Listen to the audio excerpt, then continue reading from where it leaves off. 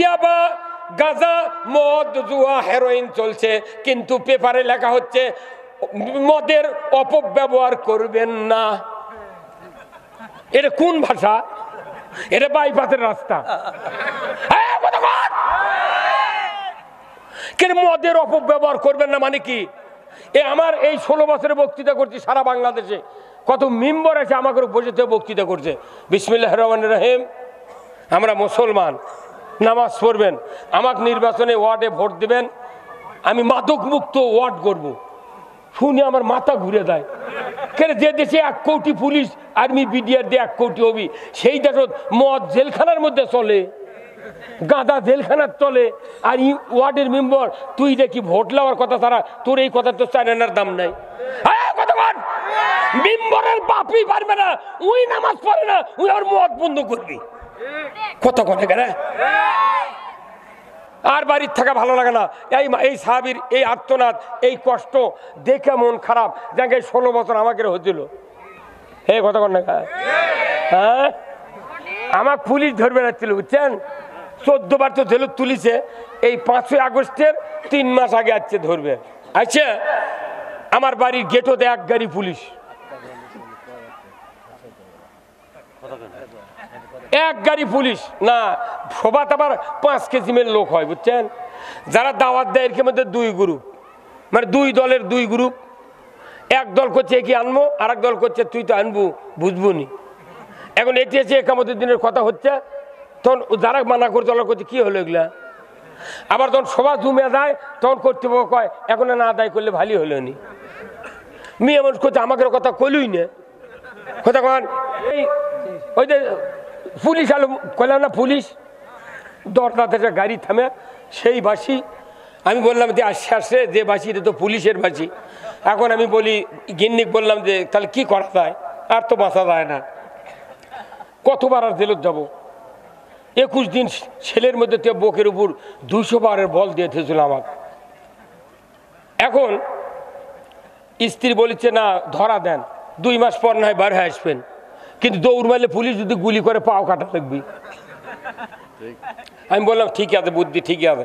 পরে পরক্ষণই প্রথম দরজা খুলে আমি আমার ওই পরেকার বাড়ির ওই আঙ্গিনের যা চিন্তা করলাম যে কি করি, দরজা খুলে না দিয়ে কি করি। তখন ছেলেকে বললাম দরজা খুলে দাও, আর আমি যা আমার 8টা গরু আছে ওই গরুর গড়ার মধ্যে শুয়ে পড়লাম। যে পুলিশ তো আমার বাড়ির শয়ন ঘরের বেডরুম সব তো হাতাবি, গরুর গোলের তো কোনদিন যায়নি ওরা। আমি ওই গরুর গোলের মধ্যে শুয়ে পড়ছি লম্বা ভাবে গড়ার মধ্যে। গরু আমার খালি সঙ্গে আর খালি ফোঁস ফোঁস করে। তখন আমি ওই গরুর চল ইনকে 2 হাত দিয়ে লাইরা মনে মনে করলাম বাবা আমাকে ফোঁস ফোঁস করে লোক করে থাক। আল্লাহর কি কাম, গরু থেমে গেল। গরু বুঝে পারছে আমার মুনিব। আমি তখন আল্লাহর শুকরিয়া দেখুন, আল্লাহ তুই বাঁচাছু। আল্লাহ গরুর যদি জবান দিলি হুনি আল্লাহ তুই, এখনই পুলিশ ডাক দেয়া করলেন এটি শুয়ে আছে। কারণ এই 16 বছর গরু শুদ্ধ আওয়ামী লীগ করেছে। ধরো আর জাহান্নামে নিক্ষেপ করো। আল্লাহর তো তেল মাখানোর টাইম নেই। সূরা কফ 26 পারাত আছে, কোন রকমের তেল মাখাবে না। ওই লোকেরা বলবে হে ফেরেশতা, আল্লাহ না বলছিল ওয়াল ওয়াজনু ইয়াউমাইযিনিল হক আম্মান সাকুলাত মাওয়াজিনুহু ফাহুয়া ফি ঈশাতির রাদিয়া। নেকির পাল্লা যার ভারী হবে সে জান্নাতে যাবে। এই কথা তো আল্লাহ বলেছেন, নেকির ওজন করা হবে। তা ওজন নাই, নেকি বুদ্ধির ঠিকানা নাই, হোক করে তোমরা ফেলে দিচ্ছ। কারণ তখন বলবি কে নবী রসুল পাঠানোতে তোকে ভালো করার জন্যে, আলিম ওলামা পাঠাতে তোকে ভালো করার জন্যে। তুই কোরআন বাদ দে অন্য কিছু মানুষও, তোকে আবার তেল মাখানোর টাইম আছে। 2 থাপ্পড় দিয়ে চুল ধরে ফেরেশতা পাও একটা ধরে খালি 1 দোলনা দিয়ে মেরে দিবি, 500 বছর পর জাহান্নামের গর্ত পড়ে দিবি। আমরা মনে করেন না যে কিয়ামতের দিনে এত মানুষের হিসাব হবি, খালি ডাইরেক্ট হর হর করে ফেলে দিবি। কে কারণ আল্লাহ জোফাতে অন্তর দেখতে পাচ্ছে না। আমরা মাথার টুপি ঠিকই আছে, গাঁত পাঞ্জাবি ঠিকই আছে, কিন্তু ইসলাম কায়েমের বিরুদ্ধে। কথা কোন আপনি ইসলাম ভালো লাগে না, ওই আরেকজনের সাথে অলবেদি মারিচ্ছে। ইসলামের কথা যার কয়, যারা কয় তার কয় না ওর সাথে যাওয়া হবে না, ওই জঙ্গি, ওই রাজাকার। তাহলে এই কথাটা অন্তরে আপনার আছে। মাছের কান দেখে যদি বোঝা যায় মাছ পচা, আপনার অন্তর দেখে আল্লাহ বোঝা লাগে না? এটা আল্লাহর সিসি ক্যামেরা লাগে না? প্রত্যেকটা থানা, প্রত্যেকটা অফিস আদালতে, ব্যবসা কেন্দ্রে সিসি ক্যামেরা আছে। আল্লাহর কোনো সিসি ক্যামেরার প্রয়োজন নাই।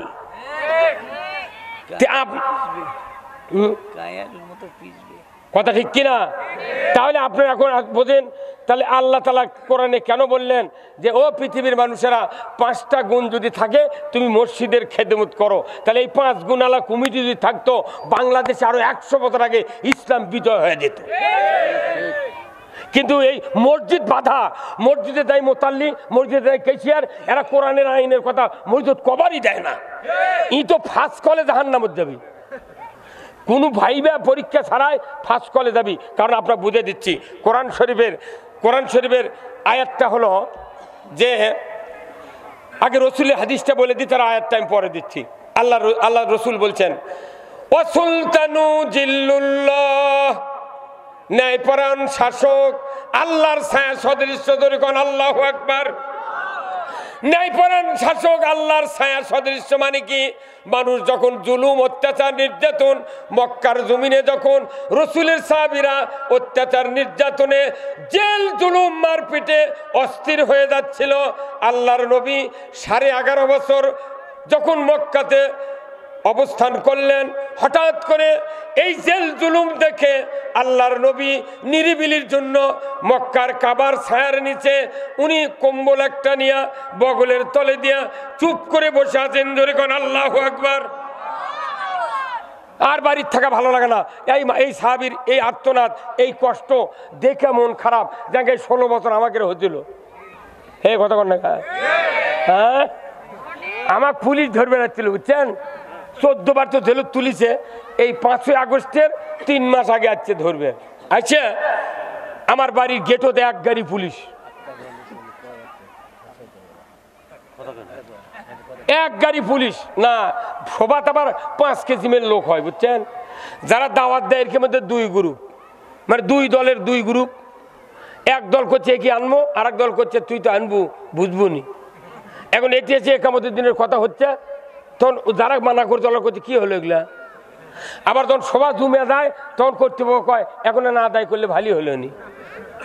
মেয়ে মানুষ করছে আমাকে কথা কইলই না, কথা কন।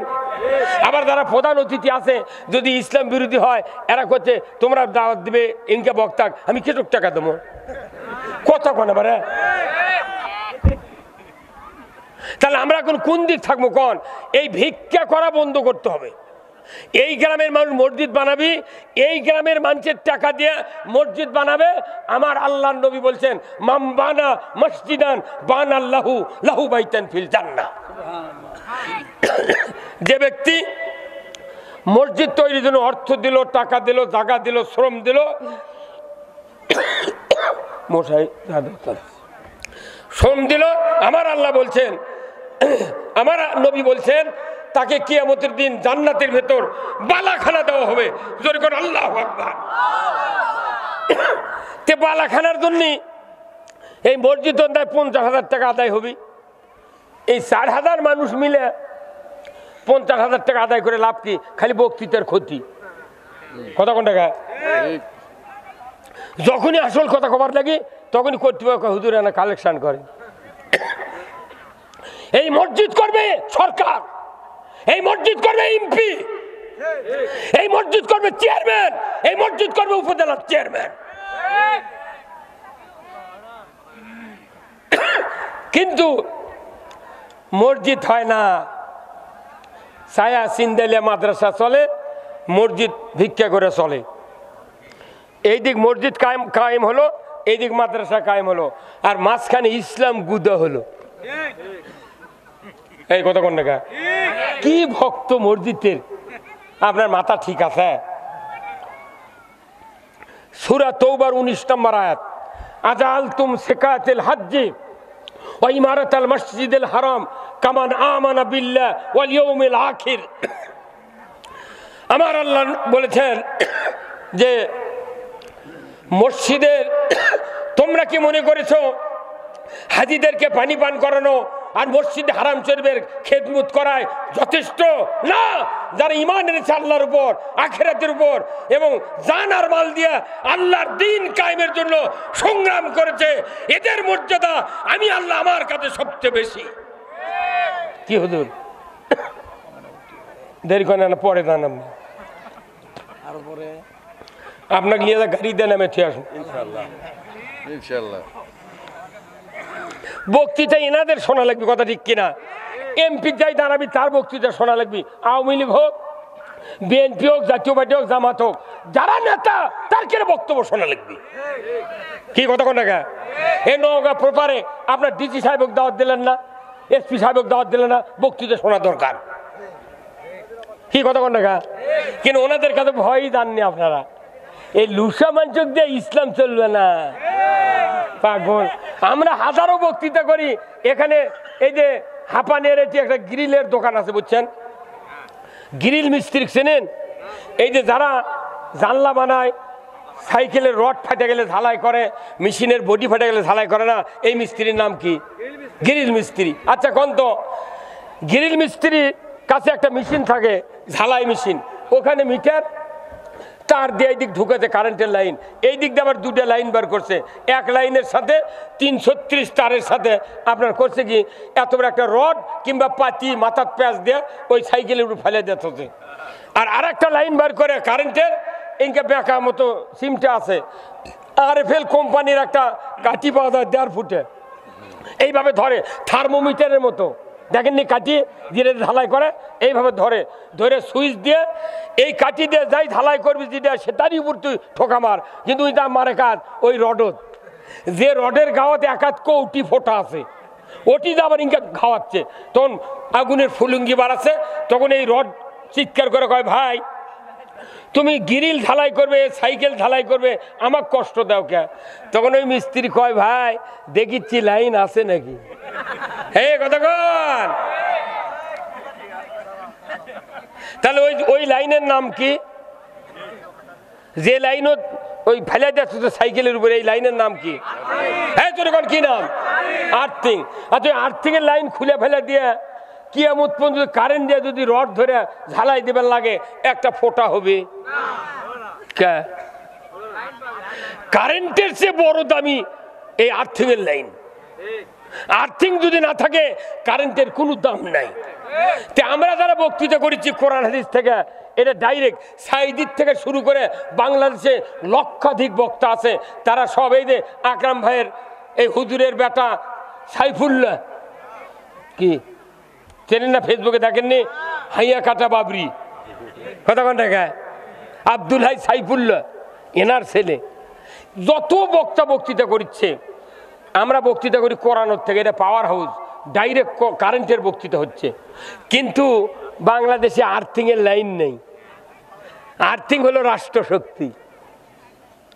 এই জন্য আল্লাহ নবী বলছেন, ও সুলতানু জিল্লুল্লাহ, ন্যায়পরায়ণ শাসক আল্লাহর ছায়া সদৃশ্য। কোরআনের শাসক ছাড়া ন্যায়পরায়ণ শাসক দুনিয়ার জমিনে কেউ হতে পারে না। যদি হতো 54 বছরে 17টা প্রধানমন্ত্রী গেল, যাই ক্ষমতায় গেছে, নিজের যখন গাও কাটা যায় আগের সরকারের আইন দেয়, তখনই বসে ওরা আইন সংশোধন করে 17 বার আইন অ্যামেন্ডমেন্ট করছে, কথা ঠিক কিনা? কিন্তু ইমামরা আইনের কথা কয় না জুম্মাত, ওরা মনে হচ্ছে অন্য একটা কেউ আছে ওর জান্নাত দেওয়ার মতো। হ্যাঁ কথা বল ভাইরা আমার, আর্থিং ছাড়া যেরকম ঝালাই হয় না, কোরআনের বক্তৃতা দিয়ে লাভ হয় না যদি রাষ্ট্র শক্তি আর্থিং এর কাজ না করে। আজ থেকে 1500 বছর আগে আল্লাহর নবী সহ উমর ফারুকের ছেলে পর্যন্ত 30 বছর খেলাফত ছিল, আল্লাহর আইন দিয়ে পৃথিবী চলেছে। তারপরে আস্তে আস্তে আস্তে আস্তে আল্লাহর আইনকে উৎখাত করে দিয়া এখন কুফরি মতবাদ দিয়া সারা পৃথিবী চলছে। মাত্র 2-1টা দেশে, 2-4টা দেশে কোরআনের কিছু কিছু আইন চলছে, অথচ বাংলাদেশে পুরা কোরআন বাদ দিয়া বাপদাদার আইন দিয়া চলছে, যার কারণে বক্তৃতা দিয়া এই দেশে কোরআনের পার্লামেন্ট কায়েম হয় না। আমরা যখন বলবো নামাজ কায়েম করতে হবে, সরকার যদি নামাজ কায়েম করে তাহলে বোঝা গেল বক্তৃতা সাথে সাথে কায়েম হয়ে যায়। আমরা বললাম চুরির হাত কাটো, সরকার যদি চুরের হাত কাটার আইন কায়েম করে দেশ থেকে চুরি বিদায় হবে। আমরা বললাম জানা হারাম, সরকার জানার সঙ্গে সারে আইন কায়েম করবে, জানা উৎখাত হয়ে যাবে। আমার দেশে ইয়াবা, গাঁজা, মদ, জুয়া, হেরোইন চলছে, কিন্তু পেপারে লেখা হচ্ছে মদের অপব্যবহার করবেন না। এটা কোন ভাষা? এটা বাইপাসের রাস্তা। কিন্তু মদের অপব্যবহার করবেন না মানে কি? আমার এই 16 বছরে বক্তৃতা করছি সারা বাংলাদেশে, কত মেম্বার আছে আমাকে বসে থেকে বক্তৃতা করছে। বিসমিল্লাহির রহমানির রহিম, আমরা মুসলমান, নামাজ পড়বেন, আমাকে নির্বাচনে ওয়ার্ডে ভোট দিবেন, আমি মাদক মুক্ত ওয়ার্ড করব। শুনে আমার মাথা ঘুরে দেয়। কেন যে দেশে 1 কোটি পুলিশ আর্মি বিডিআর দিয়ে 1 কোটি হবি, সেই দেশত মদ জেলখানার মধ্যে চলে, গাঁদা জেলখানার চলে, আর ওয়ার্ডের মেম্বার তুই দেখি ভোট লওয়ার কথা, তারা তোর এই কথা তো চায়নার দাম নাই। মেম্বারের বাপই পারবে না, ওই নামাজ পড়ে না, ওই আর মদ বন্ধ করবি, কত কথা কেন ই নামাজই পড়ে না, মাদক মুক্ত, এলে তো কথিত কথা। কিন্তু আমার আল্লাহ বলছেন সূরা মায়দার 90 নম্বর আয়াত, ইন্নামাল খামরু ওয়াল মাইসিরু ওয়াল আনসাবু ওয়াল আজলামু রিজসুম মিন আমালিশ শায়াতিন ফাসতানিবুহু লাআল্লাকুম তুফলিহুন। মদ, জুয়া, লটারি, মূর্তি পূজা, এগুলি শয়তানের কাজ, এর থেকে তোমরা পরেজ থাকো। এই কাজ থেকে যদি পরেজ থাকো তুমি সফল কাম। আল্লাহ হারাম করছেন মদ, জুয়া, লটারি, সেটা করছে মদক, অপব্যবহার করবেন না। কেউ কম খাওয়া চলবি, বেশি খাওয়া যাবে না। এগুলা পাগলামির আইন, এগুলাকে আবার বিসিএস MA পাস করে সংসদত MP গিরি দিয়েছে। আমার মতো লোক যদি MP হতাম, প্রথম কাজ হবে পুলিশ হোক 20 কোটি টাকার একটা করে গাড়ি থানার দাও, ওরা আমার জাতির নিরাপত্তা দিবে। আমার এই বক্তৃতা রেকর্ড হচ্ছে, এই নওগাঁ জেলার SP সাহেব শুনতেছে। আমরা সারা রাত রাস্তা দিয়ে ঘুরি, আমি দেখি রাস্তার ভেতরে দেখি বক্তা, কুত্তা আর পুলিশ, বক্তা, কুত্তা আর কঠিন শীত। আমি ঠাকুরগাঁ বালিয়াডাঙ্গি থেকে আসি, কঠিন শীতের ভেতরে 4 কিলো দূরে আসা যাচ্ছে না গাড়ি নিয়ে, এত কুয়াশা। বগুড়া 4 মাথা দাসে আমি নামলাম, ফল কিনতেছি। এখন এক পুলিশ তো দৌড়ে এলো সিএনজির থেকে নেমে। আমি বললাম ভাই কি খবর আপনার? কোথায় ভাই পেট্রোল ডিউটি দিচ্ছি। তা আপনার এই কপালের চুল কেমন ভিজে? কোথায় ভাই কুয়াশা, খুবই চাপ। আমি বললাম এই অবস্থা যে আপনার মা দেখতো, আপনার মা আপনার পানি আছে ভাই, জানতে মশা পড়ছে রে, চা দিয়ে হচ্ছে না।